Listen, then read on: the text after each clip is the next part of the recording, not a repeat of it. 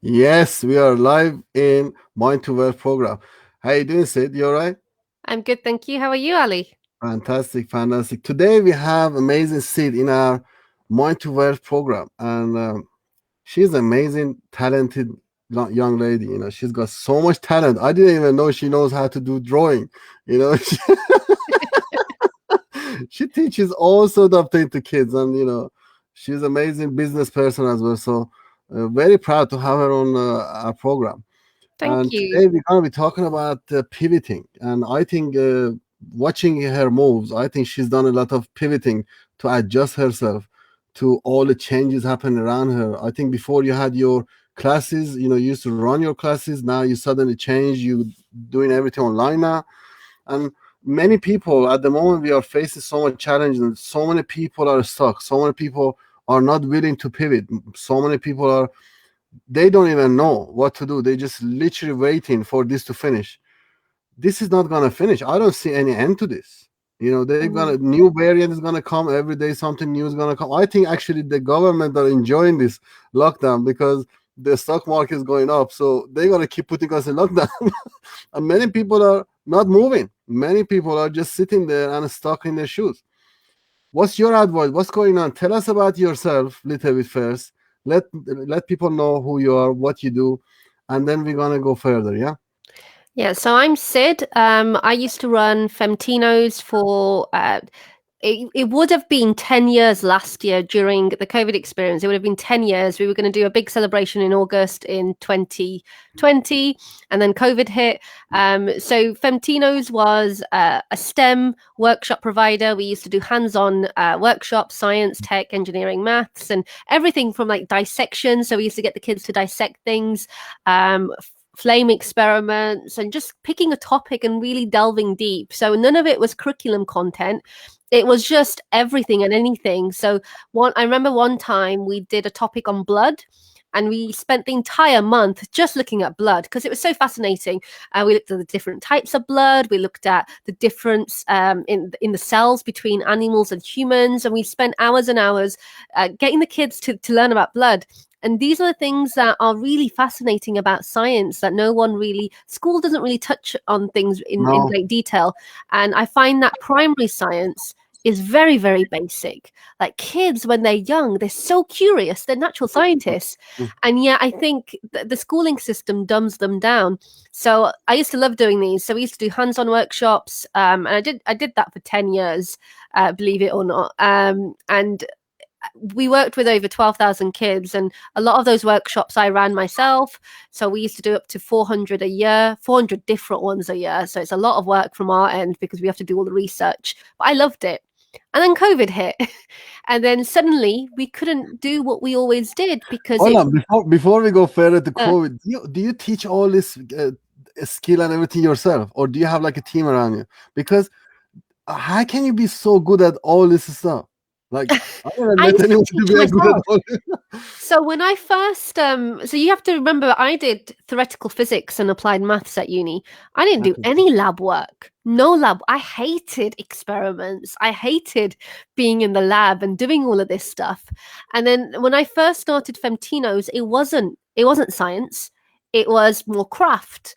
And it was more letter writing and trying to get them interested in writing letters. And so it had a different focus initially. And then people found out that my background was in science, that I was a science teacher, and then they started asking me to teach them science. Now, when I became a science teacher, I had to learn how to do experiments for the first time because I hated doing them at school. So I never did them at school, and then I never did them at uni. So I had to teach myself how to, and I never lit a match.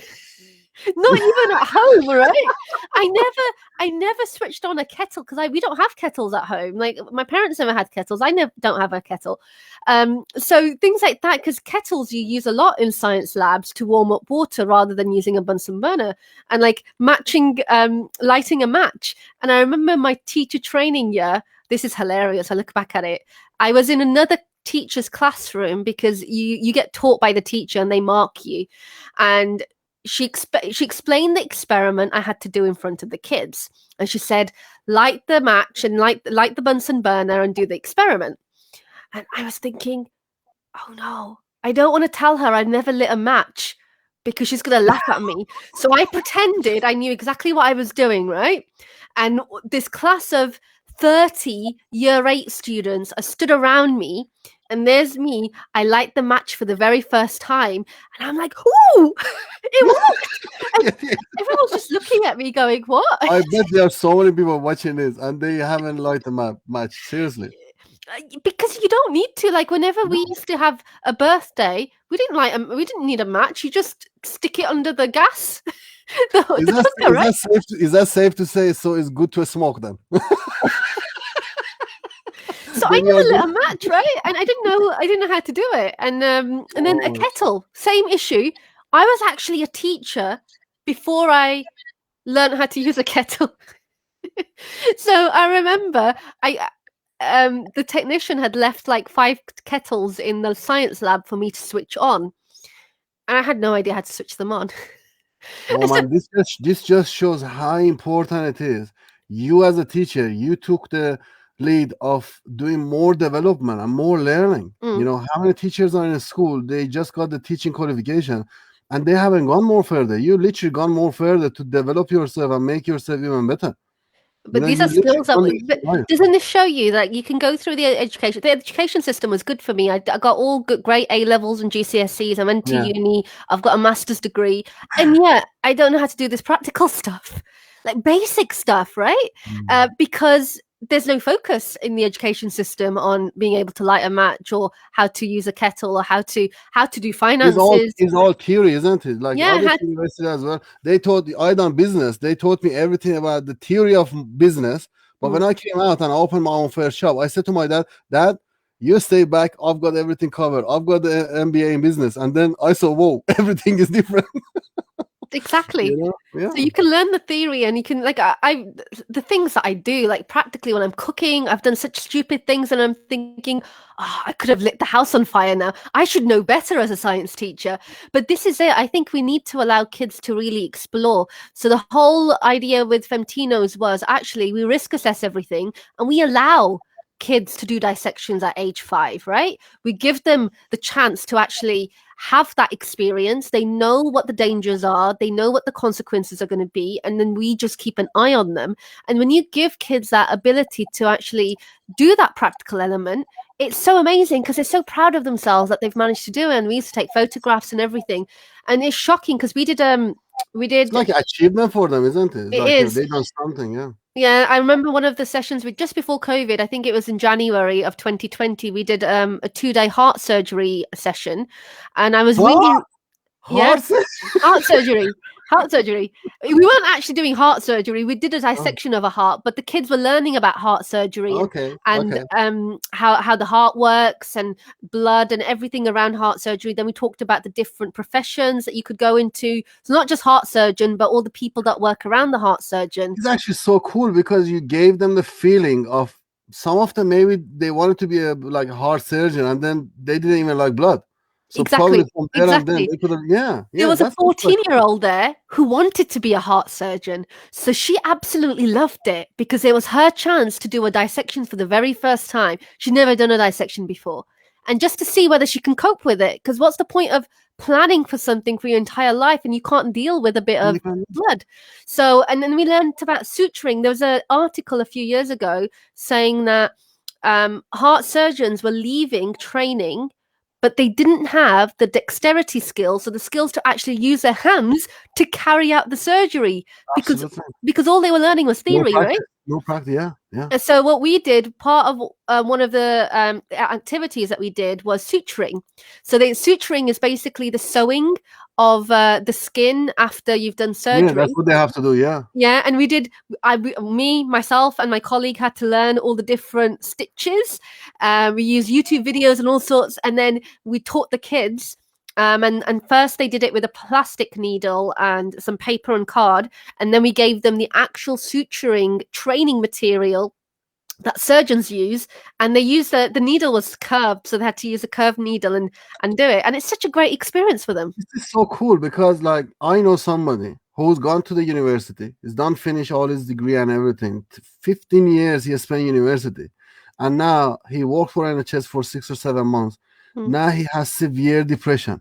I Wow. said to him, why? He said, I just don't know why I went and I studied this.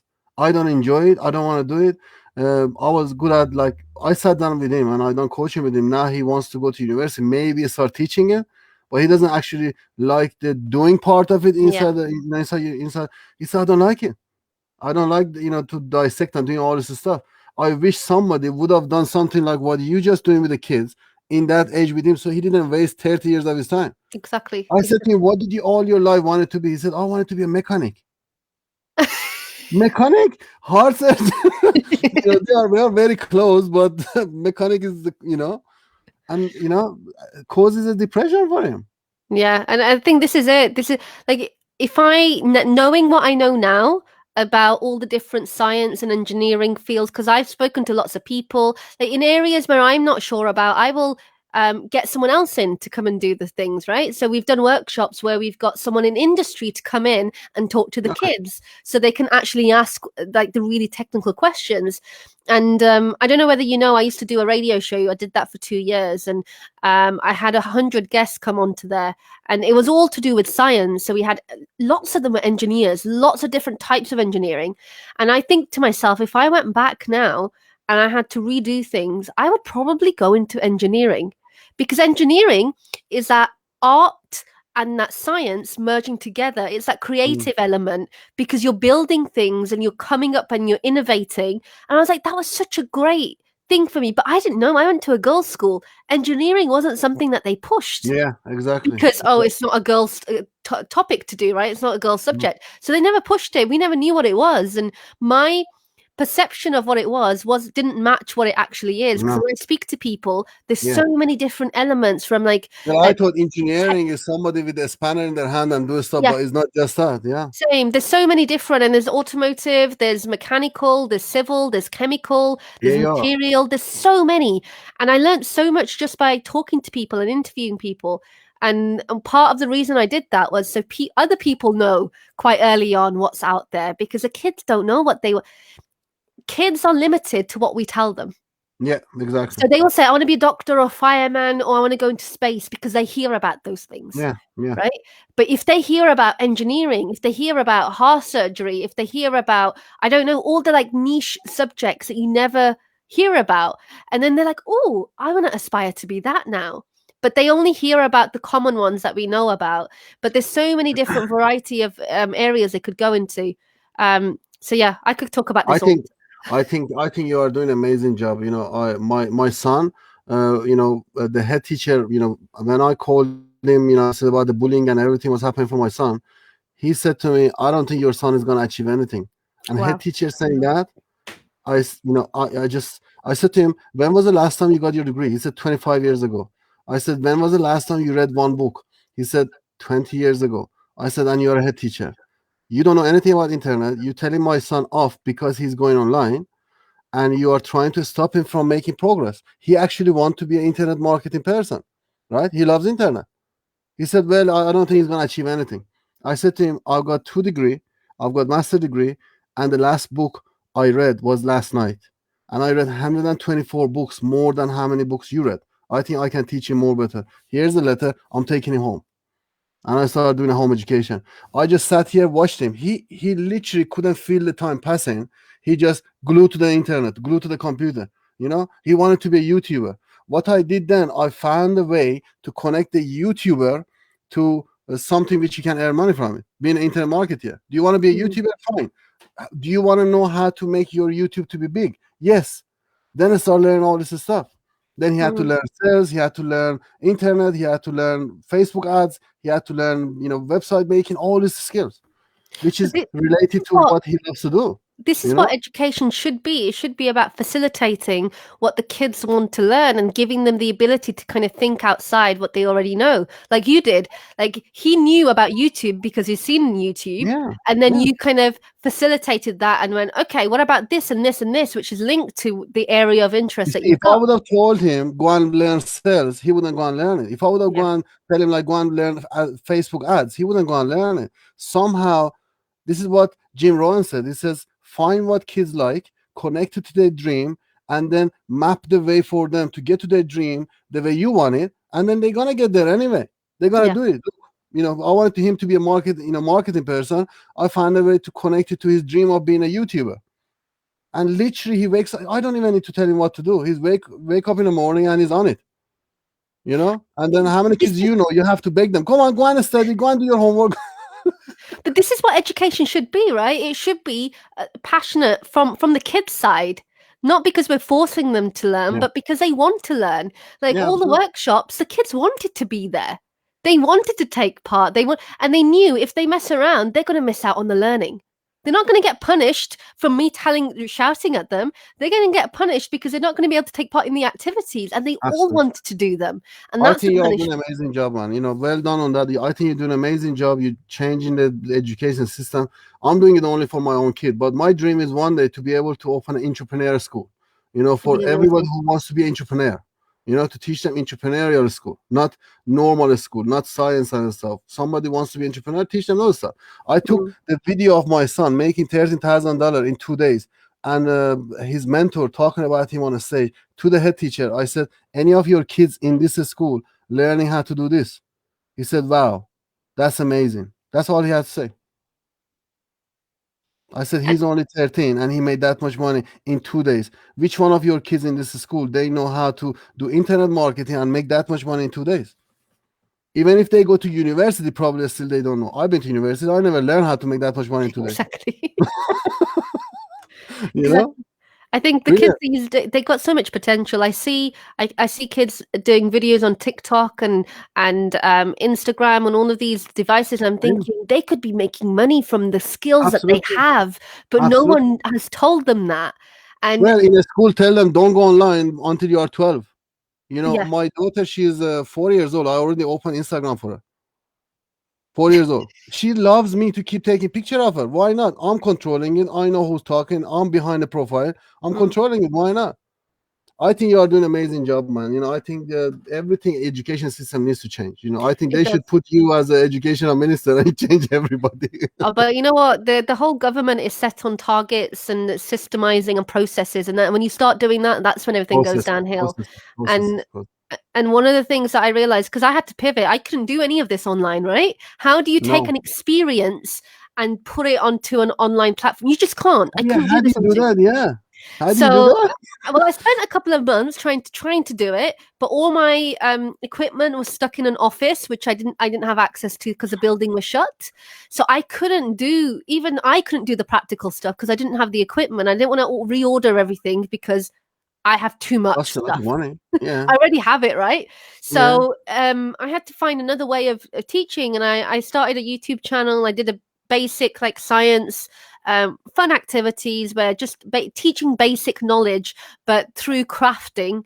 And it took me a little while, and I realized that actually trying to pivot a business that was never meant to be online, and it, like Femtino's was never about being, it was always about not being on screen. Hands-on, being hands-on. So we never used any screen time in our classes. If we did, it was 2 minutes and it would be a video clip because we can't practically show them something, right? Because it's a big machine or it's something dangerous and we can't do it in the classroom. And that's the only time we would use a screen. So you can't take a business which is built on actually making kids touch and feel and make and create. So what I had to do was and this was really difficult, to actually go, okay, I need to pause this.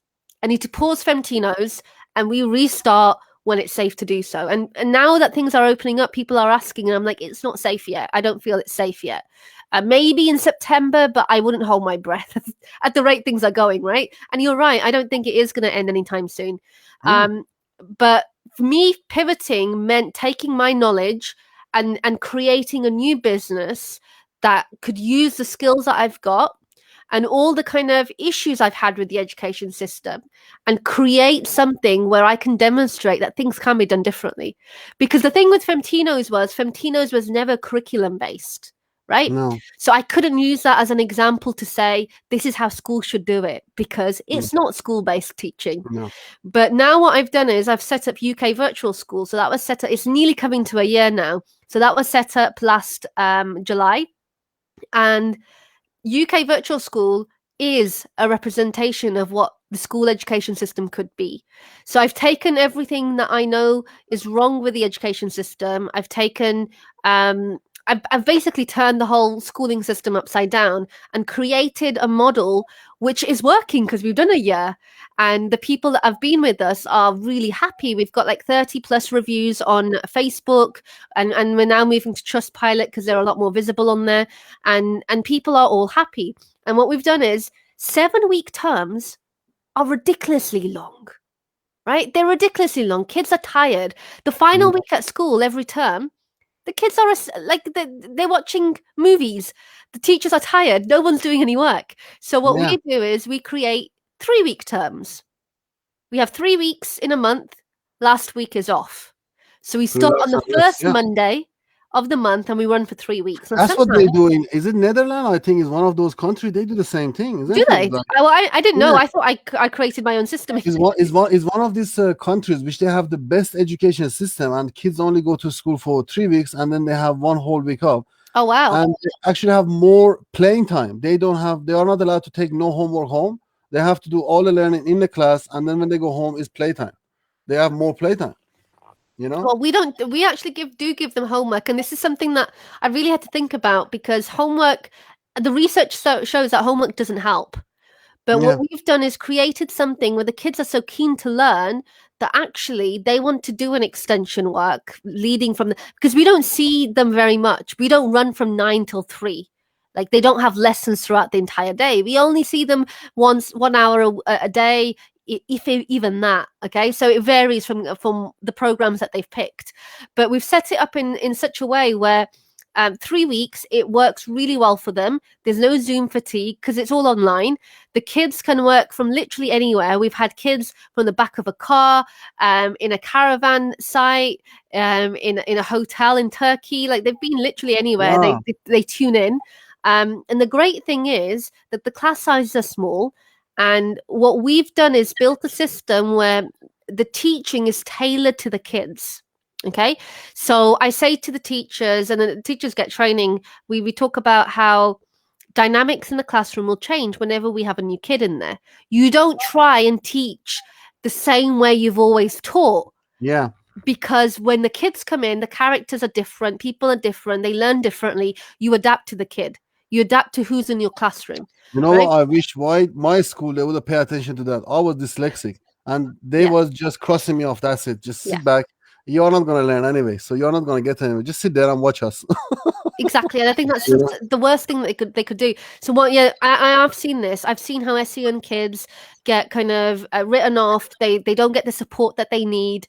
And I, like, even my one-to-one tutoring, nobody can believe all my exam was just F all the time. Wow. When it gets to the exam, I was failing everything. But in the class, I was really good. But in the exam, I couldn't manage the time, be able to write, because I'm dyslexic. And nobody would understand that. And I would get just F or D or something, like really low mark. I think it's a shame. And a lot of the kids that I work on a one-to-one basis, they also have special educational needs. And I think I naturally I naturally attract that because of the fact that I teach differently. I'm very creative. I get the kids to tell me, what do you want to learn today? My one-to-one, they're in charge. I say, what do you want to learn today? And this morning, one of my students came in and he wanted to learn about pistons. And I was like, I have no idea how I'm going to teach. He wanted to learn about pistons in car engines.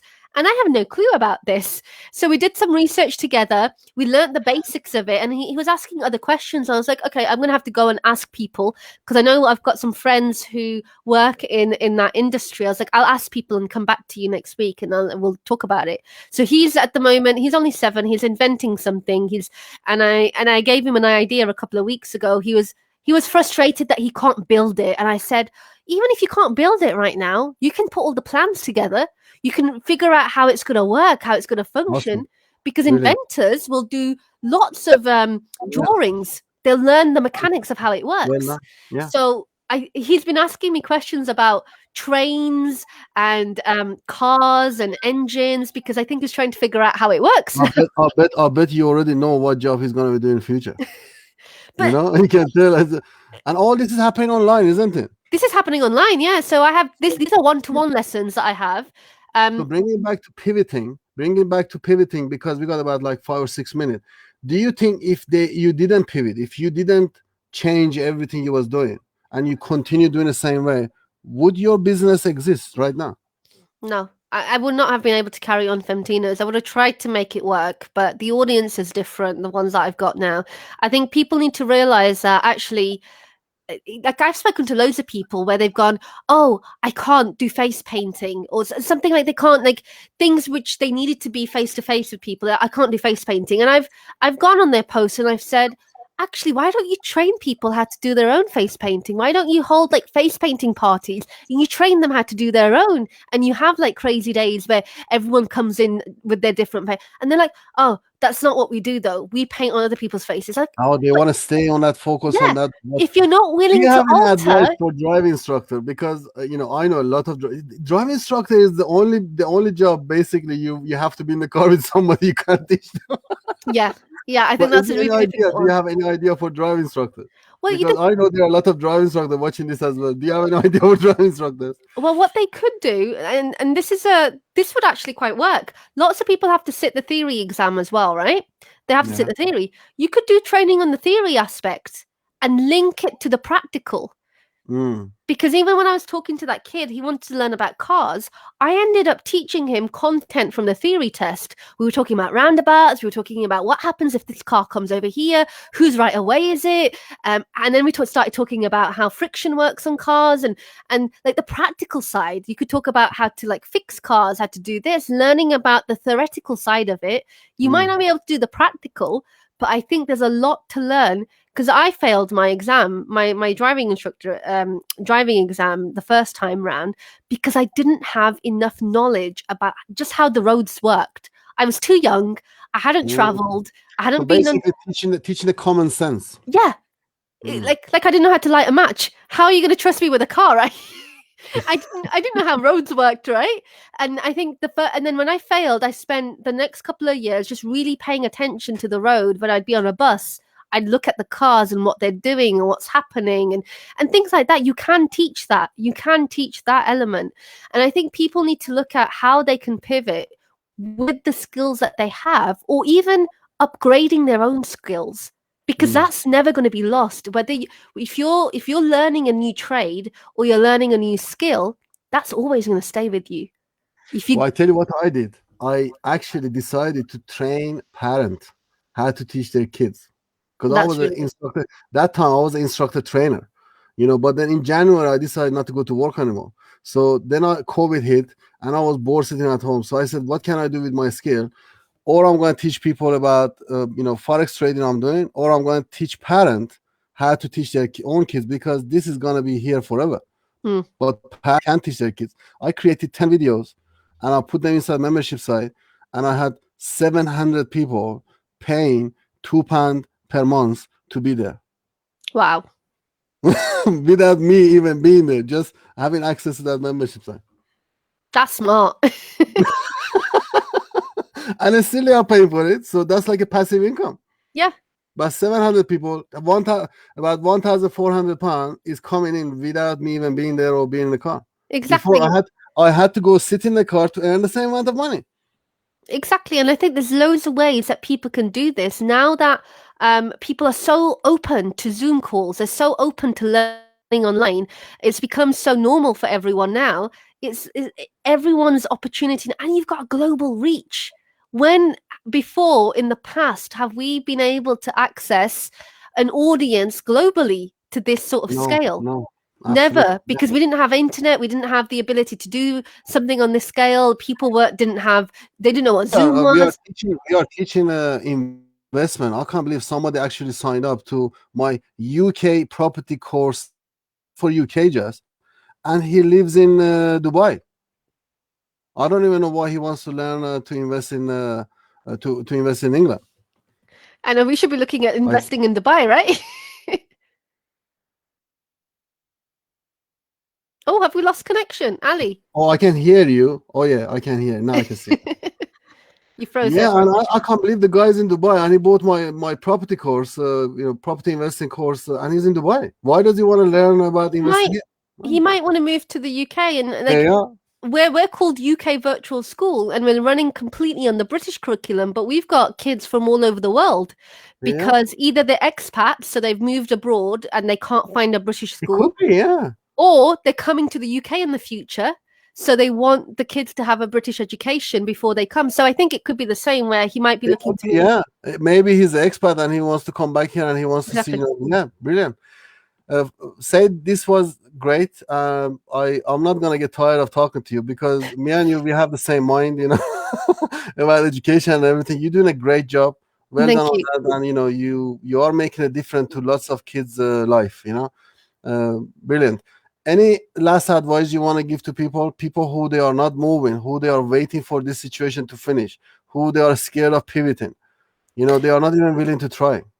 I think what we need to realize as adults, we think we've done all our learning at school, that we've done everything that we need to do, and then we just need to now earn money. And I think sometimes we need to take a step back and go, actually, I need to make changes in my life. I need to do things and take ownership, right? Don't keep blaming COVID for something that you've got complete control. You've got control over your finances and what you do and how you use your knowledge. So go Absolutely. out there and try it, because if you don't know, you don't know how far you can go.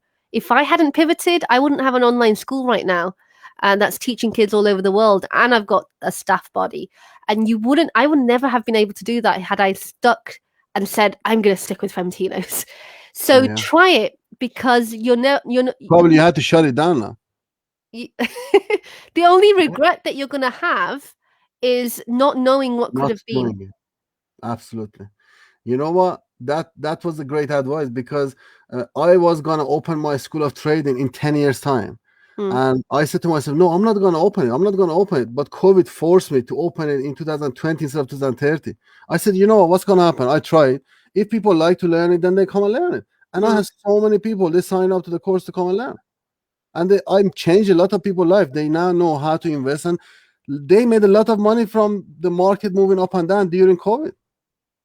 And this is So this is what it is. It's about, and you're an educator as and well, and it's like, this was my hobby. It wasn't something I was serious about. This was just my hobby. Like people go and do fishing, I go and do investing. That's sad, isn't it? But hey, you're doing I- really well, Ali, and I love what you've done with your kids as well, and how you've taken like a home education opportunity and turned it into a life skill opportunity. absolutely. Thank you very much for coming to this show. And I want to see more of you because I know you got a lot to offer. I every day you surprise me with new talent you got, new things you got, and it's amazing. I love people keep changing and keep trying, and you trying really hard. Thank you. And you deserve everything good coming to you, and I wish you well, and I hope you have amazing business, and also more opportunity coming to you. Yeah, likewise, Ali. Thank you so much for having me on your show. Appreciate it. Thank you very much. Bye. Bye bye. Before we go, I just want to ask people if you like to us, you like our show, please subscribe, like our videos, write a comment, tell us what you like to see here, and encourage us to go more further, and we appreciate that. Thank you very much, and see you next week.